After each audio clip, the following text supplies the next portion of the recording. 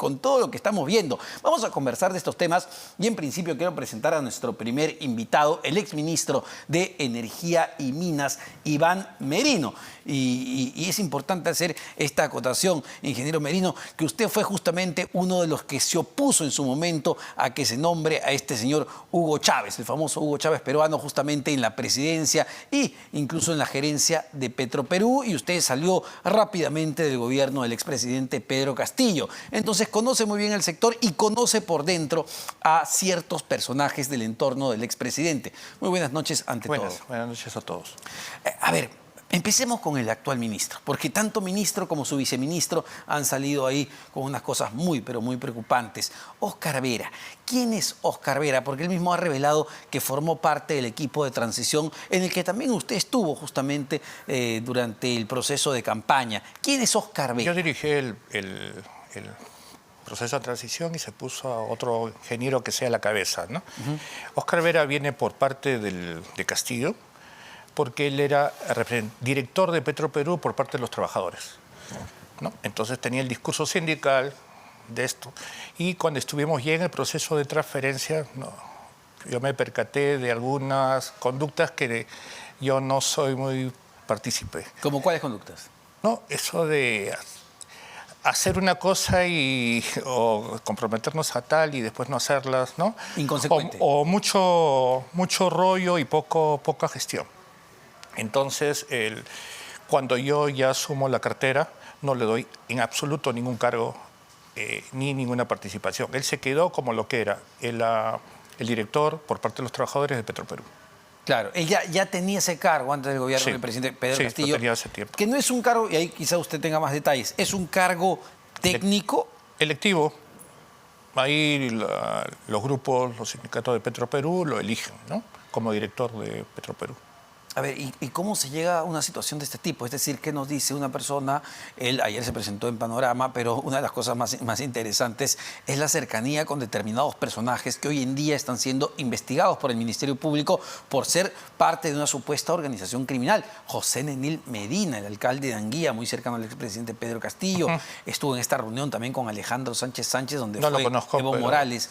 ¿Qué nos dice, digamos, la presencia de un ministro actual en ese entorno? No, ayer se vio que estaba en unas reuniones que obviamente no le correspondían, ¿no? Y obviamente tenía otros intereses, porque no participó en ninguna de las políticas que nosotros estuvimos, ni en el diseño de la política, ni en el plan bicentenario, ni en nada, ¿no? Él venía por parte de Pedro Castillo como sindicalista de Petroperú, y nada más. A ver, ¿y le sorprende el hecho de que la presidenta Boluarte haya nombrado en el cargo de ministro de Energía y Minas a alguien que justamente era de un entorno muy cercano y muy preocupante al del expresidente? Porque ni siquiera estamos hablando de un entorno técnico, estamos hablando de un entorno investigado por el Ministerio Público de organización criminal. Bueno, Marina la conozco y no creo que conozca mucho el tema. Entonces, ahí hay otros intereses que le habrán recomendado a este señor, ¿no? Pero ¿qué intereses se están moviendo detrás? Porque estamos hablando, además de un sector, ingeniero, y usted lo conoce muy bien, de un sector que en el Perú mueve miles de millones de dólares. Es el sector que genera más divisas. Exacto. Es el sector más importante. Exacto. Es el sector que dependemos, ¿no? Es la caja. Es el motor de la economía. Sí. Y mientras no tengamos un proceso serio de industrialización, es lo que nos va a dar de vivir, ¿no? Entonces, la actual gestión, con su conjunto, no ha hecho nada por la minería ni por los hidrocarburos. Estamos con unas reservas en caída libre, ¿no? Tal como lo que pasa de manera similar a Bolivia, ahora que hablaron de Evo, ¿no? Evo tuvo mucha reserva, mucho gas, mucho petróleo, y con eso hizo, para mí, una positiva política social, pero dependía de eso. Pero no hizo nada de exploración, no amplió la reserva, vivía con las reservas antiguas, por así decirlo, ¿no? Lo mismo está pasando ahorita en Perú. No se hace exploración, estamos viviendo, entonces todo el tema del gas de aquí está en caída.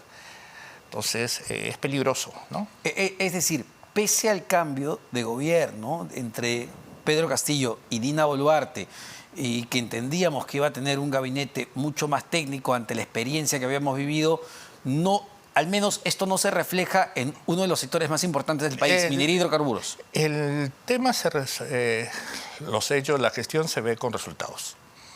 ¿no? En minería no hay nada, mejor dicho, no se hace ni...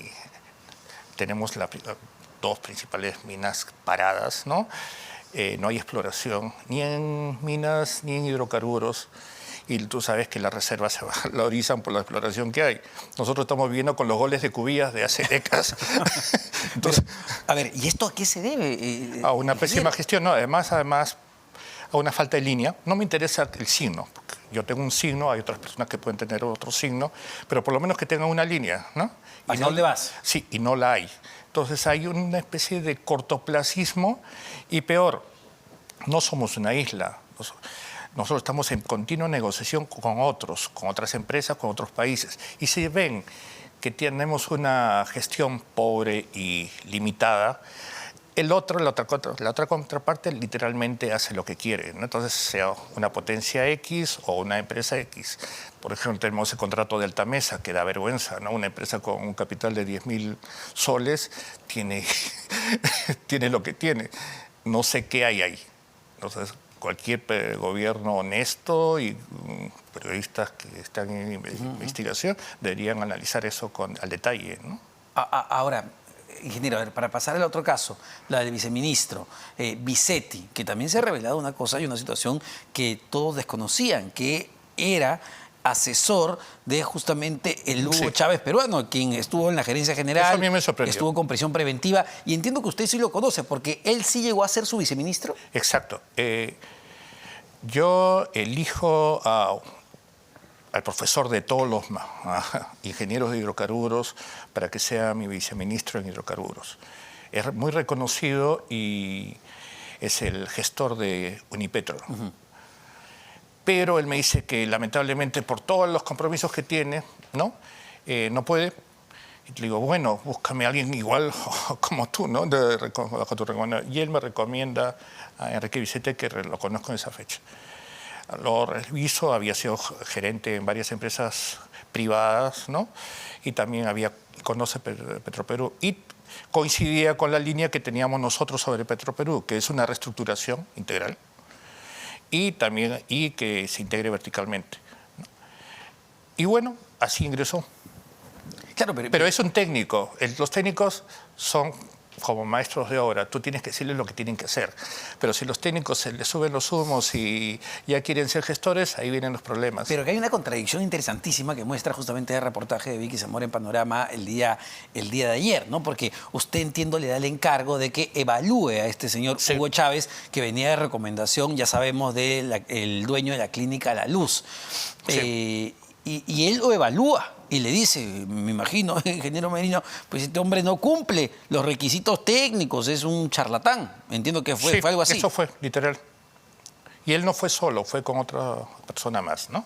Entonces fue una evaluación en conjunto. Entonces, ¿cómo uno se pregunta cómo después de una cosa así, después de decir, oye, no cumple para nada, este señor no debería estar en Petroperú? Eso también me sorprendió. Yo tenía entendido y hablé después con él, cuando ya él me dijo que estaba de asesor de Humberto Campodónico, que fue el que reemplazó a Hugo Chávez. Entonces, más o menos ahí se guardaba, ¿cierto?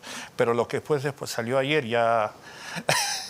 Y lo que salió ayer es preocupante, porque no solamente acepta ser el asesor de Hugo Chávez, sino que se cambia, entiendo, las bases, el estatuto, para que sea una especie de asesor permanente del directorio, cosa que si él deja de ser viceministro, vuelve a su puesto en Petroperú. Sí, algo similar a lo que pasó con lo que hizo Sagasti para que Pacheco fuese secretario general. Ajá. Esas cosas no se hacen... por gracia de algo, por un interés concreto, ¿no? Y eso es lo que preocupa, y ya entremos quizás al aspecto técnico y al impacto que esto tiene, porque además esto será investigado, entiendo, en los organismos correspondientes y también políticamente, entendemos, por la presidenta Dina Boluarte y el premier Alberto Tarola. Pero lo que importa, ¿cómo esto termina impactando en gestión, termina impactando en una empresa, y yo empezaba esta entrevista con esta idea, a la que, seamos sinceros, se ha tenido que rescatar con plata de todos los peruanos, porque de lo contrario, entiendo, Petroperú estaría quebrada y tendría que cerrar? No tanto. Estados Unidos es ahora, Estados Unidos es la potencia hegemónica y está súper endeudada. Pero su posición y su deuda sigue manteniendo... Permite tener esos niveles de deuda. Exacto. Entonces, Pero nosotros no Petroperú, somos Estados Unidos, ¿no? no. Estamos haciendo una analogía con respecto a Estados Unidos en el mundo, Petroperú en el mercado Perú. Entonces, Petroperú tiene la capacidad de resolver esos problemas rápidamente, pero con una reestructuración, no con la costra, como se dice popularmente, de funcionarios que existen, ¿no? E inclusive con que lo percibí y los analizamos en su debido momento, por ejemplo, los derrames de petróleo, ¿no? Que a veces echan la culpa a las comunidades nativas, que cortan el ducto, dicen. Y que no es cierto, porque las comunidades nativas no están en capacidad de hacer eso. Eso lo hacen ex empleados en asociación con algunos funcionarios, porque Petroperú tiene que hacer la reparación. Claro. Ah, ya. Ya. Entonces, eso, por ejemplo, el discurso, las comunidades agresivas, eso es un discurso para los que no conocen. Las cosas son como son. A ver, pero eso es interesante para profundizar. ¿Ah? Es decir, lo que usted plantea o señala es que en realidad no es que la comunidad nativa venga por plata, no.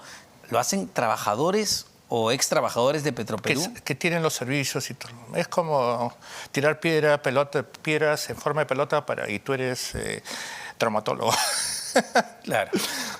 Ya, ¿y hay registro de esto? Es decir, ¿es algo que se conoce a la interna? ¿Es un secreto a voces? Yo me dedico a resolver problemas, ¿no? Entonces uno tiene que investigar con la zona y hemos analizado con las comunidades nativas y nos dicen, nosotros no tenemos la capacidad de eso, hemos estado en el campo, ¿no? Entonces, no son tubitos de plástico. No, claro, es un ducto. Son ductos preparados para estar en esa zona. Claro. En esa zona, son como el conducto del Nord Stream allá el osoducto que fue volado. Exacto, no se puede volar con una bombita, eso se tiene que volar con C4 y muy bien hecho. Es decir, ingeniero, necesitas material específico, maquinaria específica, exacto, si quieres hacer un hueco en ese ducto. Exacto. O sea, esto que nos decían que el ducto está muy viejo. Bueno, están viejos, pero están preparados para resistir. Entonces, como hay buenos carros que son de hace 3 décadas y funcionan muy bien. Y lo que me decía, es decir, ya, vamos, Petroperú es grande, es una empresa que se puede recuperar. Usted me dice, habiendo necesidad de hacer una reestructuración. Y hemos tenido precios altos, y tenemos precios altos, entonces no tienes motivo para estar así. Pero se hace la famosa reestructuración. Entiendo que era no fue una preocupación al momento de darle esa cantidad de dinero. ¿Qué cosa? Es decir, si voy a inyectar la cantidad de dinero que voy a hacer como Estado peruano para sacar a flote a Petroperú, ¿no debí enganchar eso con el proceso de reestructuración de gestión? Obvio.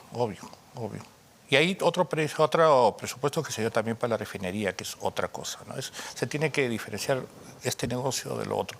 No se puede generalizar y mezclar todo junto. Hoy por hoy, y para ir terminando, ¿cuánto nos va a costar esto? El problema es la gestión en minería y en hidrocarburos. El problema es el tema. Las contrapartes nos ven débiles, ¿no? Y también si te ven medio débil y con poca ética, entonces cuestas barato para los malos proyectos, y para los buenos simplemente no me meto, voy a esperar a que vengan otros, ¿no? Y eso es lo que está pasando. Entonces no hay inversión relevante, no hay ningún proyecto nuevo, ¿no? Cuando nosotros estuvimos, nosotros porque había un equipo, había nuevas inversiones, ahora de esas inversiones no se escuchan. Entonces, ¿dónde estamos, no? Entonces eso va a ser un problema a mediano plazo ya no es a largo plazo, sino a mediano plazo. Sí, ya nos está respirando en la nuca literalmente. Y lo peor es que tenemos precios altos de todo. Y no se ve. Y no se ve. Que la relación tendría que ser inmediata, ¿no? Precios altos, inversión justamente en esos sectores. Muchísimas gracias. Y reglas claras. ¿Qué es lo que falta, lamentablemente, en este momento? Iván Merino, exministro de Energía y Minas, hace un análisis real de a ver cómo estos escándalos políticos terminan impactando pues, en un sector clave para el desarrollo.